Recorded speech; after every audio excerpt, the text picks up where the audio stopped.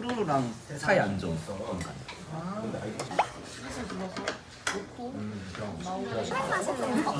저도 쏘네. 오케이 오케이. 아 재밌겠다. 아유미님이 이제 우리 다 택시 태워서 보내면 되는 거야.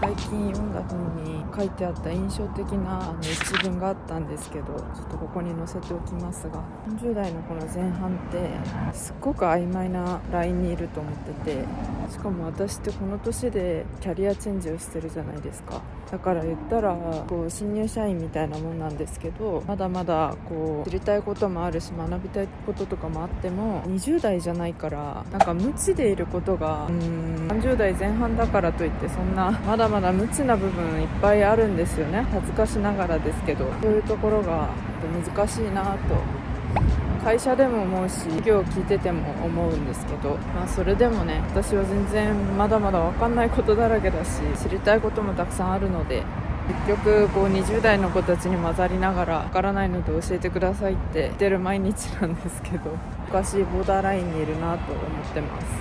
I'm not exactly a Christmas cracker. I'm more of a seasonal slacker. I come off like a less green Grinch. 네. 전체적으로 너를 잘하고 초등학교 4학년 조퇴를 하고 집에 왔을 때 이런 식으로 상황을 붙이세요. 몇장 만에 책을 읽으셨다는 아니면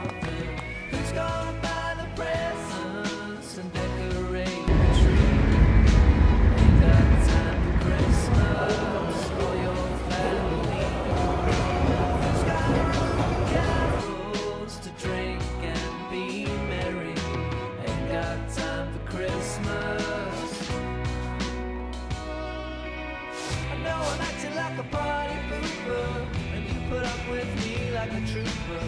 Can we fall into a drunken stupor? Can we fall into a drunken stupor? Just wanna lie with you on the sofa, surrounded by the presents and decorate the tree. I ain't got time for Christmas. Have you got time for me?